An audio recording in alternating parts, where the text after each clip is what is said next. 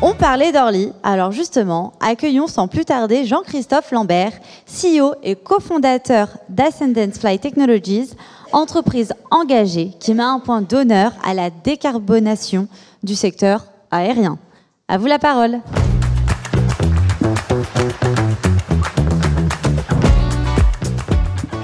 Bonjour à tous, merci de m'accueillir. Donc, pour me présenter rapidement, je suis Jean-Christophe Lambert, cofondateur et CEO d'une start-up qui s'appelle Ascendance Flight Technologies. Je vais vous parler des décarbonation de l'aérien. Donc, vaste sujet, complexe, étant long et avec un objectif clair qui a été dicté par notamment la Commission européenne, c'est d'arriver à du net zéro in flight, ce qu'on appelle émissions en vol, pour 2050. Ça, au niveau de l'aérien, ça veut dire que le chemin commence dès maintenant et de façon très très intense, avec notamment aussi des enjeux sur tout ce qui est bruit. Quand on parle d'environnement, on oublie des fois l'aspect nuisance sonore, et c'est un aspect assez important, notamment sur l'aérien. Et puis NOx, qui sont des effets indirects engendrés aussi par l'aérien. Donc chez Ascendance, en fait, on a décidé de commencer par le début, c'est-à-dire décarboner ou des petits avions, ce qui peut se faire aujourd'hui avec les technologies actuelles, et entamer un processus à la fois réglementaire, technologique, pour des avions de plus en plus gros. Donc on développe deux choses, une technologie hybride électrique qu'on propose à des avionneurs, et on a un premier partenaire qui est Daher, une société française qui fait des avions de 6, 9 à 15 places, qui a adopté cette technologie hybride qui permet d'associer à la fois une batterie et soit un moteur thermique, soit une pile à combustible, j'y reviendrai. Et il nous fallait, pour démontrer notre technologie aussi, développer un avion. Parce que quand on a commencé Ascendance, on était en 2018. J'ai l'habitude de dire qu'en 2018, j'expliquais pourquoi il fallait décarboner l'aérien. Maintenant, plutôt quand et comment. Ça m'a fait gagner, le Covid m'a fait gagner une question. Mais on n'avait pas vraiment d'adopteurs. Je pense que ce n'était pas une prise de conscience très importante dans le secteur à l'époque. Et donc, on a décidé de développer notre avion, ce qui est une alternative à l'hélicoptère et qui montre les bienfaits notamment de la technologie hybride électrique et de la transformation qu'on peut opérer dans l'aviation. Ce qui était important pour nous, c'est qu'une technologie hybride électrique, c'est une association de deux sources d'énergie.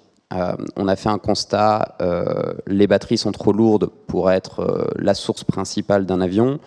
Et de l'autre côté, on a aussi un temps un peu plus long sur des carburants comme l'hydrogène.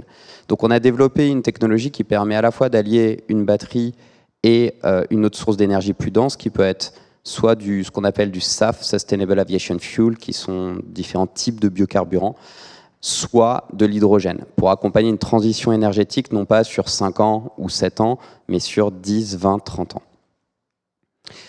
Alors notre avion, pour vous le présenter, on l'appelle ATA. C'est un avion qui décolle et qui atterrit verticalement, et qui permet d'être une alternative à l'hélicoptère. Alors, j'avais pas prévu le son, mais du coup, je vais vous parler un petit peu, merci. Je vais vous parler. Alors, pourquoi l'hélicoptère? Parce qu'en fait, c'est là où on peut avoir le gain le plus significatif de CO2. J'ai coutume de dire que pour décarboner un avion, il faut déjà baisser sa demande énergétique. Donc, si vous avez besoin de 100, déjà essayez de la réduire à 70 ou 50. Et ensuite, il faut décarboner ses sources d'énergie.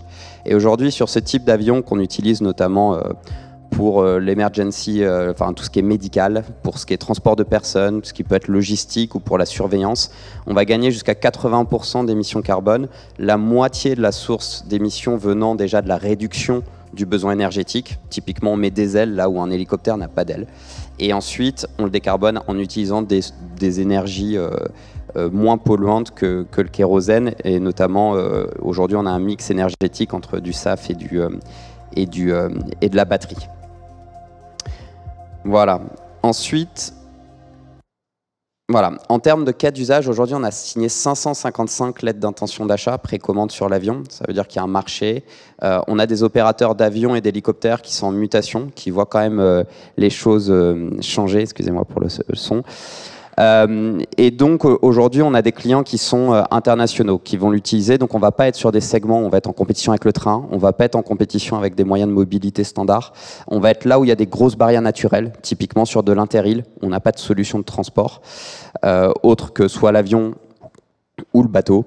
On va être sur du city to city, sur des distances qui vont aller être 400 km ou plus, notamment aux États-Unis, où ils n'ont pas de voie ferrée, mais ils ont des grosses mégalopoles qui ont besoin d'être reliées. Et puis on va être sur des réseaux secondaires, typiquement à Toulouse-Clermont-Ferrand, vous avez 9h30 de train, vous n'avez pas de ligne d'avion direct, et ça peut être une solution alternative. Donc, je reviens au début de mon propos qui était attaqué par le bas, on va dire, les émissions carbone. Donc on attaque à la fois le marché de l'hélicoptère et le marché de l'aviation régionale parce que nos premiers clients de notre technologie hybride électrique sont des avions régionaux. Tout ce qui peut être propulsé à hélice peut adopter notre technologie et ça va nous permettre d'avoir un gain entre 30 et 50% de gains de CO2. Ça, c'est une première phase. La deuxième séquence, elle va arriver avec l'intégration des énergies moins polluantes. Donc on a 2 candidats dans l'aviation. On a l'hydrogène, sur lequel il y a eu beaucoup de communication, et il y a ce qu'on appelle les SAF. Aujourd'hui, l'aviation, concrètement, n'a pas fait son choix, pour être très, très honnête et très clair. C'est pour ça qu'il est important de garder ces 2 options ouvertes, pour qu'on puisse être prêt quand l'aviation aura fait son choix, même si on s'attend que les 2 choix puissent coexister, parce que l'Europe peut faire un choix très fort sur notamment l'hydrogène, basé sur une énergie aussi électrique issue pour la France du nucléaire ou d'autres. Et on a d'autres pays qui peuvent faire des choix de SAF, qui peuvent être tirés par d'autres choix aussi géopolitiques. Donc la modularité est clé pour avoir un impact au niveau mondial. Pour vous dire où on en est, on a commencé à 5 ans la société, on a développé 8 prototypes à différentes échelles. Ça va de prototypes échelle 1 quart qui font 4 mètres d'envergure, qui ont volé, des prototypes qui ont fait de la soufflerie, ou des bancs et ces sols, comme je vais vous présenter ici, qui peuvent tirer déjà jusqu'à 1 mégawatt. Donc 1 mégawatt, il faut savoir que ça va propulser jusqu'à un avion, on va dire presque jusqu'à 19 places. Et donc c'est typiquement cette technologie-là qu'on propose, un cœur technologique hybride. Ici, vous voyez le banc qui est développé à Toulouse, qui est en essai depuis déjà 1 an. Et qui nous permet de loguer déjà à la fois beaucoup de données d'essai pour développer la technologie, la certifier. On a plus de 10 brevets sur cette technologie-là et aussi la certifier. Faut savoir que sur l'aéronautique, on est sur des temps de 5 à 7 ans de certification d'un avion. On est quand même sur une forte compétition internationale. Il faut savoir qu'aujourd'hui, Ascendance a levé 34 millions d'euros. Mes 3 concurrents principaux américains ont levé 1 milliard et j'ai 2 concurrents, notamment 2 concurrents allemands qui ont levé plus de 500 millions. Sur des technologies tout électriques, donc on est quand même très différents, mais il faut savoir qu'il y a quand même une course contre la montre pour trouver les solutions pour l'aviation de demain. Excusez-moi. Ouais, tout est internalisé. Enfin, on a des partenaires, mais tout est à Toulouse. Donc aujourd'hui, Ascendance, en termes de feuille de route, on a lancé la production du premier prototype à taille réelle. Dans l'aéronautique, on commence par des prototypes soit à taille réelle sur des parties de l'avion, soit sur des échelles réduites. Pourquoi? Parce que ça coûte moins cher et que ça permet d'aller vite.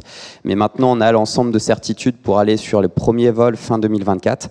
Donc on a lancé toute la production et le premier vol aura lieu à Muret, où on a un site industriel. Ascendance, c'est 70 personnes maintenant, on a 40 postes ouverts, donc on parlait de recrutement, on est en plein dedans pour passer à plus de 100 personnes. Et on prévoit une commercialisation de l'avion à 2027 et la commercialisation de la technologie hybride est déjà présente parce qu'on a déjà des clients et notamment des avionneurs qui veulent se décarboner et s'hybrider, donc qui adoptent notre technologie.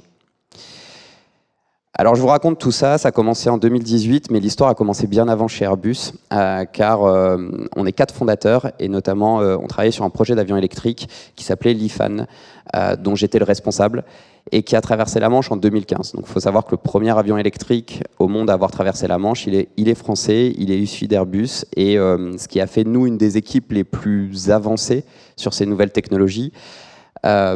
On a pu se rendre compte aussi que les technologies batteries étaient très limitées pour l'aviation. Donc en fait, on a appris en faisant des erreurs, comme je pense tout le monde.